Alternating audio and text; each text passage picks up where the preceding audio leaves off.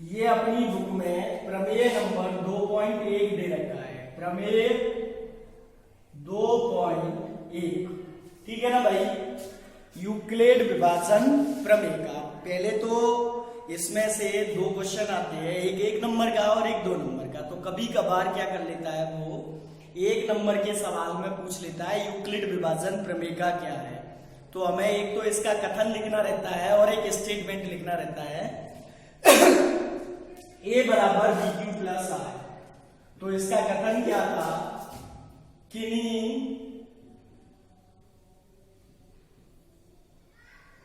दो धनात्मक पूर्णांक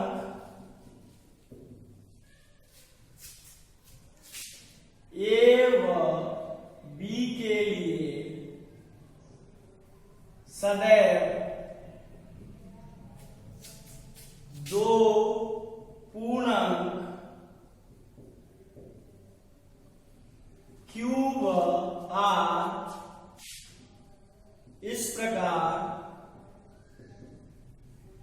विद्यमान है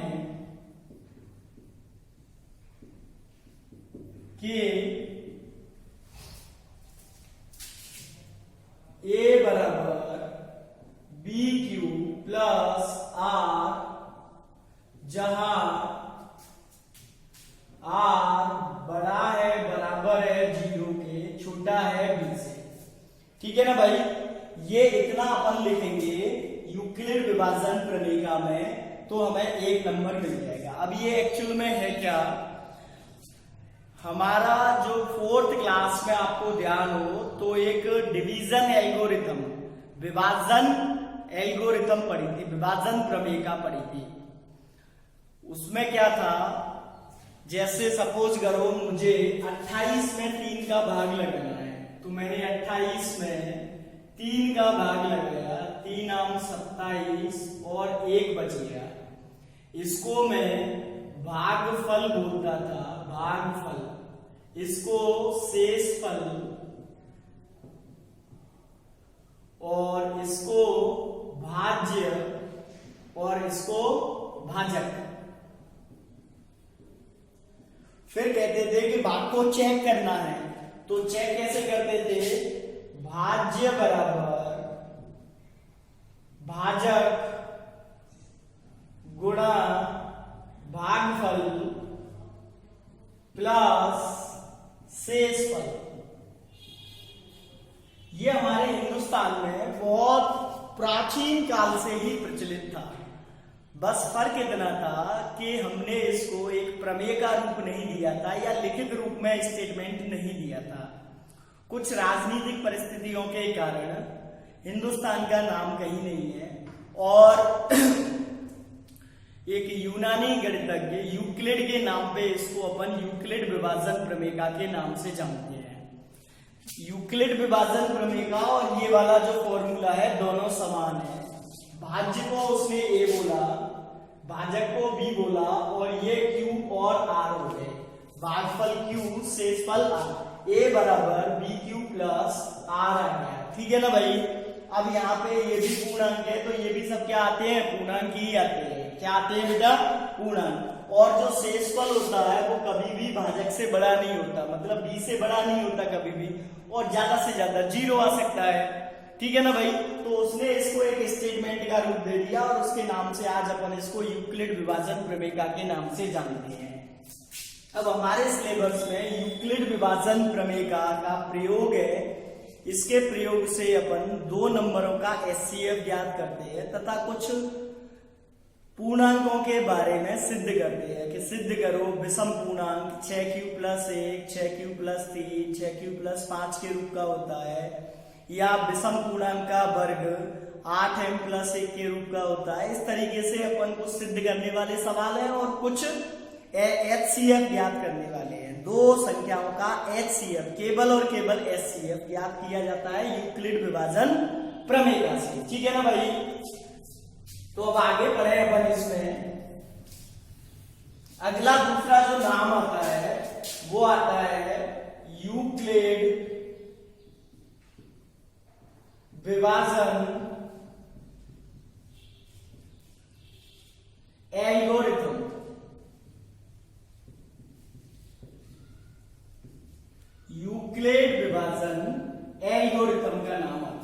यूक्लिड विभाजन एल्गोरिथम क्या है?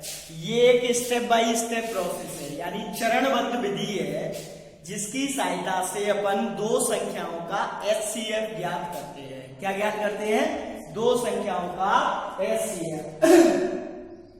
तो दो संख्याओं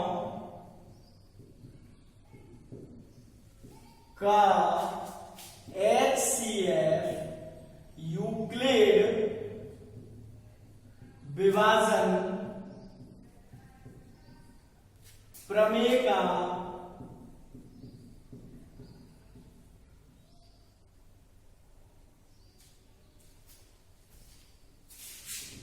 की सहायता से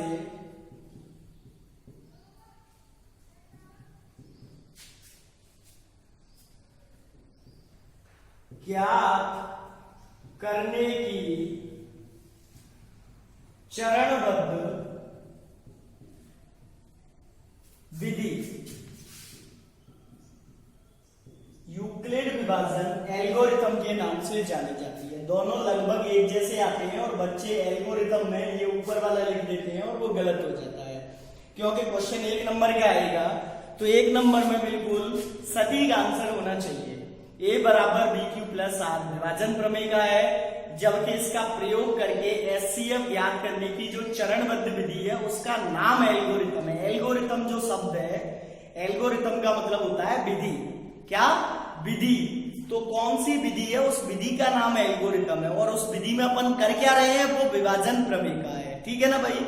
दोनों सेम लगते हैं लेकिन थोड़ा सा अंतर है। क्लियर? अब अपन स्टार्ट करते हैं यूक्लिड विभाजन प्रमेय से होने वाले सवालों के बारे में। ठीक है ना भाई? देख लें।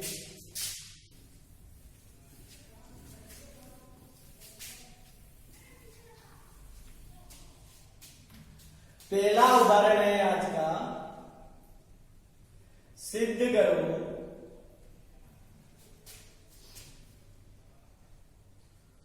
कोई धनात्मक विषम पूर्णांक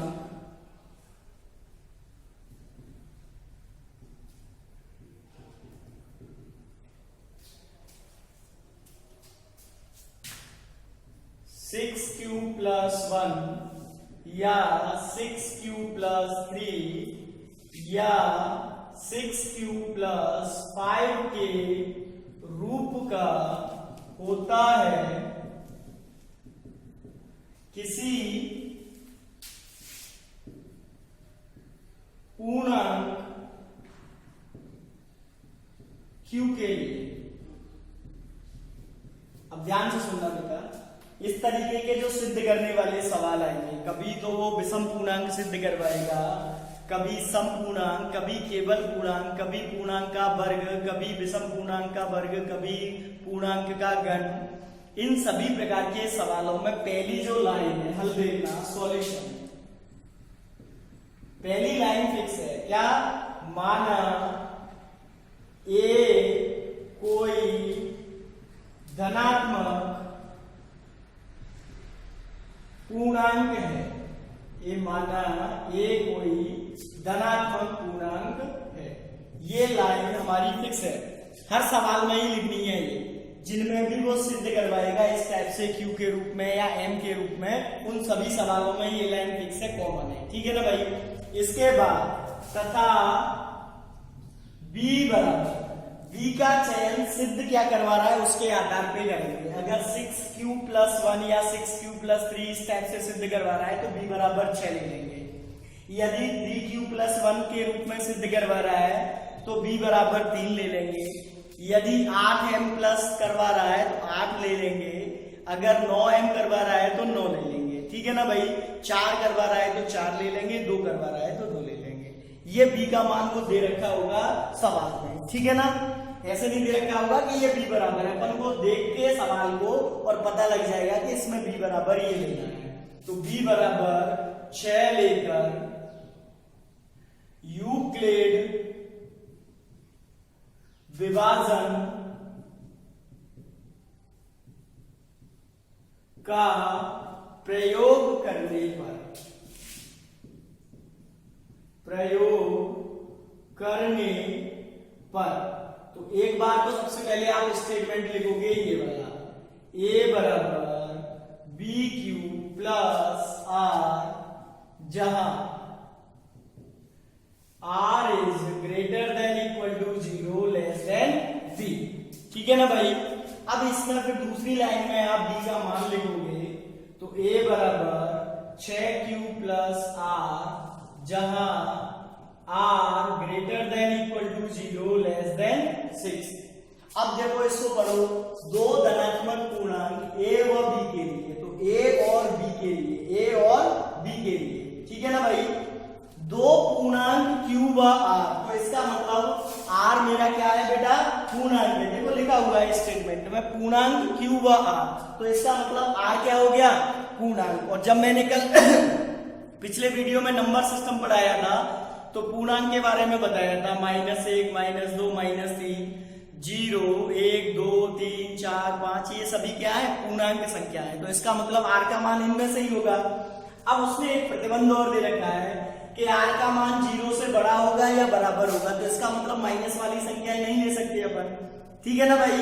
अब आगे बढ़े, b 6 से छोटा होगा तो r के मान अपन लिख सकते हैं, अतः r के संभव मान, r के संभव मान क्या होंगे, 0, 1, 2, 3, 4, 5, ये पूर्णांक लिख रहा हूं मैं, और 6 नहीं लिख सकता क्योंकि 6 से छोटा है, बराबर नहीं है। तो इनके अलावा r का कोई और मान नहीं होगा। ठीक है ना।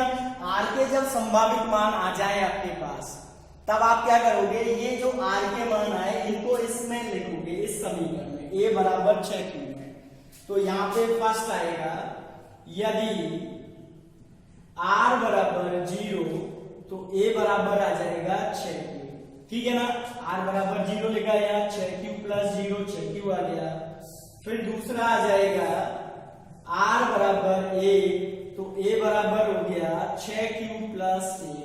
इसी प्रकार r बराबर 2 लिखा, तो a बराबर हो गया 6q प्लस 2।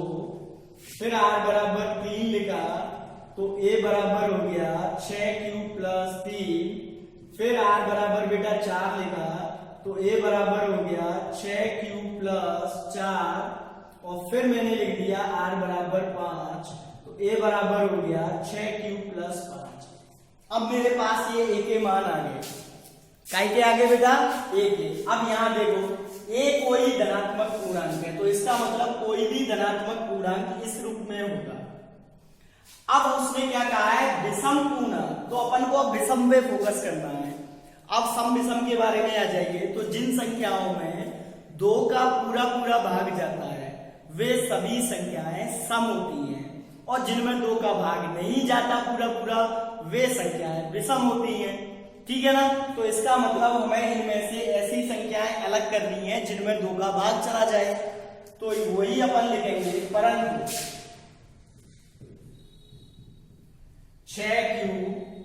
6q प्लस 2 और 6q प्लस 4, इसमें भी 2 का पूरा पूरा भाग चला जाएगा, इसमें से भी 2 कॉमन आ गए, 2 से 2 कट जाएगा, इसमें भी 2 कॉमन आ जाएगा।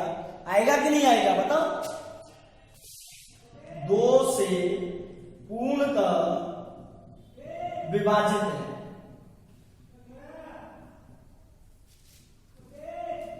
अतः समपूर्णांक होंगे, अतः समपूर्णांक होंगे।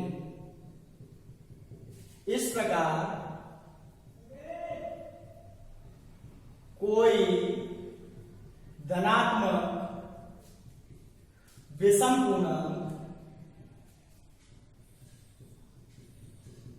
अब ये जो आया था वो कोई विषम, कोई धनात्मक नहीं आया, केवल क्या आया था, धनात्मक पूर्णांक आया था। ये सभी धनात्मक पूर्णांक है। अब इनमें से 6q प्लस 2, 6q प्लस 4, ये तो सम हो गए, तो बाकी के जो बचे वो कैसे बचेंगे बेटा, विषम। तो विषम पूर्णांक 6q प्लस 1 या 6q प्लस 3 या 6q प्लस 5 के रूप का होता है।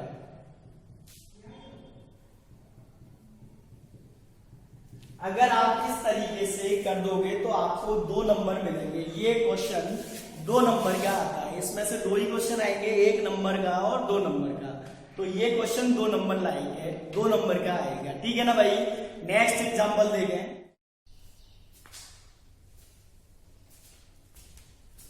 अगला उदाहरण देखें। प्रदर्शित करो कि किसी धनात्मक विषम पूर्णांक का वर्ग 8m + 1 के रूप का होता है किसी पूर्णांक m के लिए, ठीक है ना बेटा। तो ये अभी जैसा ही सवाल है, बस इसमें एक वर्ग शब्द और जुड़ गया है, ठीक है ना। तो मैंने अभी बताया था कि पहली लाइन तो फिक्स है, क्या माना ए कोई धनात्मक पूर्णांक है।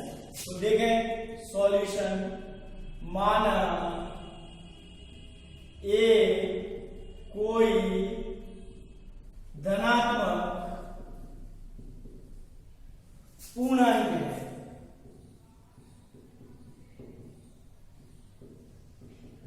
अब b बराबर तथा b बराबर, अब देखो मैंने अभी बताया था जो सिद्ध करना है उसको b ले रहे हैं, तो अपन 8 लेकर भी इस सवाल को कर सकते हैं। लेकिन इसमें क्या है कि मुझे वर्ग करना है, तो यदि मैं 4 भी ले लूं तो 4 का वर्ग बेटा आएगा 16, आएगा कि नहीं आएगा। और 16 का 8 एक गुणनखंड है, 8 आसानी से कॉमन आ जाएगा। तो इसीलिए अपन 4 लेंगे, 8 नहीं लेंगे। कारण कुछ भी नहीं है, केवल इतना सा है कि 8 लेने पर जो r के संभावित मान आएंगे वो 0, 1, 2, 3, 4, 5, 6, 7 तक आएंगे। कुल मिला के 8 आएंगे r के मान। तो 8 मान लिख के मुझे 8 पूर्णांक मिलेंगे, फिर मुझे उनका वर्ग करना पड़ेगा, तो सवाल काफी बड़ा हो जाएगा, ठीक है ना। अगर मैं 4 लेता हूं तो r के कम मान आएंगे, तो मेरा जो सवाल है वो थोड़ा सा छोटा हो जाएगा पहले की अपेक्षा। और इसमें जो सवाल आता है वो फिक्स है, 2 ही नंबर का आएगा। तो 2 नंबर या तो 8 लेके करो तब भी 2 ही मिलेंगे, 4 लेकर करो तब भी 2 ही मिलेंगे। उसको तो केवल वर्ग को 8m + 1 के रूप का सिद्ध करवाना है। तो मैंने यहाँ पे इसी कारण से b बराबर 4 ले लिया। कितना? 4 लेकर यूक्लिड विभाजन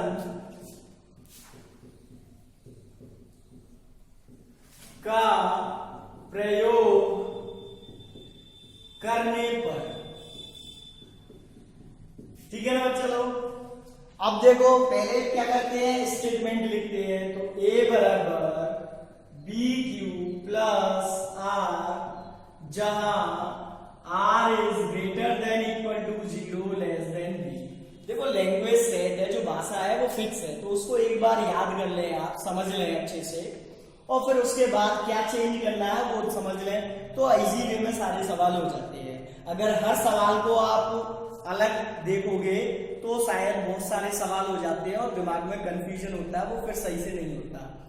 तो आज फिर इसमें अपन क्या करते हैं, b का मान लिखते हैं। तो a बराबर आ जाएगा 4q + r, जहां r is greater than equal to 0 less than 4। पुनः स्टेटमेंट क्या था, 2 धनात्मक पूर्णांक a और b के लिए 2 दूसरे पूर्णांक q व r। तो इसका मतलब r यहाँ पे पूर्णांक है, तो r के संभावित मान लिखेंगे। फिर अतः r के संभावित मान, r के संभावित मान क्या होंगे, 0, 1, 2 और 3, 4 नहीं आएंगे अपन। फिर क्या लिखते हैं, फर्स्ट यदि r बराबर 0 तो a बराबर बेटा 4q। r के मान इसमें लिखने लगते हैं फिर, ठीक है ना। तो 0 लिखा तो 4q आ गया। फिर r बराबर 1 लिखा तो a बराबर 4q + 1 आ गया। फिर r बराबर 2 लिखा तो a बराबर 4q + 2 आ गया। फिर r बराबर 3 लिखा तो a बराबर 4q + 3 आ गया। अब क्या करना है, प्रदर्शित करो धनात्मक विषम पूर्णांक का वर्ग। तो सबसे पहले तो विषम पूर्णांक छांटने हैं, क्योंकि a तो कोई धनात्मक पूर्णांक है, तो ये तो पूर्णांक आ गए, सम और विषम दोनों। अब इनमें से अपन विषम अलग करेंगे, सम अलग करेंगे, जैसे इससे प्रीवियस क्वेश्चन में किया था। तो लिखेंगे परंतु 4q व 4q प्लस 2 से पूर्णतः विभाजित है,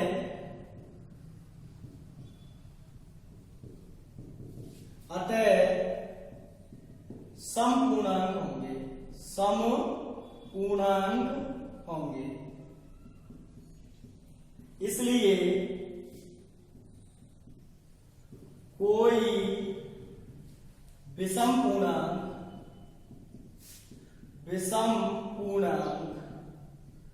4q प्लस 1 या 4q प्लस 3 के रूप का होगा। ठीक है ना भाई। अब मेरे पास ये दो विषम पूर्णांक आ गए, लेकिन मुझे यही नहीं छोड़ना है, विषम पूर्णांक का वर्ग। अब मुझे इनके वर्ग करने हैं। तो फर्स्ट लेके चले, यदि a बराबर 4q प्लस 1 विषम पूर्णांक हो गया। अब मुझे इसका वर्ग सिद्ध करना है 8m प्लस 1 के रूप में। तो दोनों तरफ वर्ग कर दिया, तो इधर तो a वर्ग हो गया और इधर बेटा a प्लस b का वर्ग लगाना है। ऐसा नहीं कि 4q का वर्ग कर दो और 1 का वर्ग कर दो। कभी भी दो संख्याएं प्लस या माइनस में हो तो बिना फॉर्मूले के ना तो वर्ग होता है ना ही घन होता है। तो मैंने इसमें a प्लस b का वर्ग लगा दिया। a वर्ग मतलब 16q वर्ग, b वर्ग प्लस 2ab 8q। यहां लिख दें वर्ग करने पर, वर्ग करने पर। अब मैंने क्या किया, 16q वर्ग प्लस 8q प्लस 1। ठीक है ना भाई। अब मुझे 8m प्लस 1 का रूप चाहिए, तो मैं इनमें से 8 कॉमन ले लूंगा। 2q वर्ग प्लस q और प्लस 1। हालांकि q कॉमन आ रहा था, लेकिन अपन नहीं लेंगे। ठीक है ना भाई। अब इसकी जगह अपन m लिख देंगे, 8m प्लस 1, जहां m कोई पूर्णांक है। कैसे? अभी स्टेटमेंट क्या था, a और b दो धनात्मक पूर्णांक के लिए q और r पूर्णांक विद्यमान है। इसका मतलब q भी क्या है, पूर्णांक है। अब q वर्ग पूर्णांक का वर्ग सदैव पूर्णांक होता है, तो ये एक पूर्णांक संख्या आ गई और उसमें q पूर्णांक जोड़ा, तो दो पूर्णांकों को जोड़ने पे भी पूर्णांक आता है, तो ये निश्चित तौर पे एक पूर्णांक आएगा। अब उस पूर्णांक जो भी आएगा अपन को नहीं पता, उसको अपन ने m बोल दिया। यहाँ पर m उस पूर्णांक को प्रदर्शित कर रहा है कि ये पूर्णांक है प्लस 1। फिर दूसरा लिया अपन ने, यदि a बराबर 4q प्लस 3, फिर वर्ग करा, तो देखो a वर्ग बराबर 16q वर्ग प्लस 9 प्लस 4 के 12 गुना 24q। ठीक है ना भाई। इसको सेट किया, 16q वर्ग प्लस 24q। अब देखो मुझे 8 कॉमन लेना है, तो जो 9 है उसके मैंने दो टुकड़े कर दिए, एक तो 8 और एक 8 और 1 9 होता है। 9 को मैंने 8 प्लस 1 लिख दिया। इसका फायदा क्या हुआ मेरा, इसमें से 8 कॉमन आ जाएगा। ठीक है ना भाई। तो मैंने 8 कॉमन ले लिया, 2q वर्ग प्लस 3q प्लस 1 और प्लस 1 ये अलग से बच गया। इसको मैंने लिखा 8m प्लस 1, जहां m कोई पूर्णांक है। ठीक है ना भाई। ऐसा नहीं कि ये पूर्णांक और ये पूर्णांक बराबर है, कोई सा भी आएगा, लेकिन आएगा तो पूर्णांक ही। m यहाँ पे पूर्णांक को प्रदर्शित कर रहा है केवल, कि ये जो संख्या है ये पूर्णांक है। अब ये सवाल हो गया, अपन लिख सकते हैं अतः किसी धनात्मक विषम पूर्णांक का वर्ग 8m प्लस 1 के रूप का होता है। ठीक है ना भाई। सवाल हो गया। अब सवाल करने के बाद अपन क्रॉस चेक कर रहे हैं, जिससे सवाल ज्यादा अच्छे से समझ में आता है। क्या कह रहा है, किसी धनात्मक विषम पूर्णांक का वर्ग। तो मैंने विषम पूर्णांक ले लिए। विषम पूर्णांक कौन कौन से होते हैं, 1 3 5 7 9 11, ये विषम पूर्णांक होते हैं। इनके वर्ग कर दिए, 9 25 49 81 121। अब वो क्या कह रहा है कि ये जो वर्ग है वो 8n प्लस 1 के रूप के होंगे। तो देखो इसको मैंने लिखा 8 गुणा 0 प्लस 1, इसको लिखा 8 गुणा 1 प्लस 1, इसको लिखा 8 गुणा 3 प्लस 1, इसको लिखा 8 गुणा 6 प्लस 1, इसको लिखा 8 गुणा 10 प्लस 1, इसको लिखा 8 गुणा 15 प्लस 1। देखो 8 गुणा 0 0 प्लस 1 1 आ गया, 8 गुणा 1 8 प्लस 1 9 आ गया, 8 गुणा 3 24 और 1 25 आ गया, 8 से 48 और 1 49 आ गया, 80 और 1 81 आ गया, 15 और 1 120 आ गया। यहाँ पे ये 0 पूर्णांक है, 1 पूर्णांक है, 3 पूर्णांक है, 6 पूर्णांक है, 10 पूर्णांक है और 15 भी पूर्णांक है। तो कहने का मतलब ये सब 8 गुणा पूर्णांक प्लस 1 के रूप के आ गए। सवाल का मतलब यही था कि अपन कोई सा भी विषम पूर्णांक ले लें तो उस पूर्णांक के वर्ग को अपन 8 गुणा एक कोई सा भी पूर्णांक प्लस 1 के रूप में प्रदर्शित कर सकते हैं। ठीक है ना भाई। अब आपको क्या करना है, ये मैंने आज 2 ही एग्जाम्पल कराए हैं।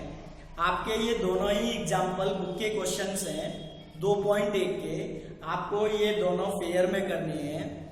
जो भी यहाँ पे बोर्ड पे लिखाया है उसको भी फेयर करना है।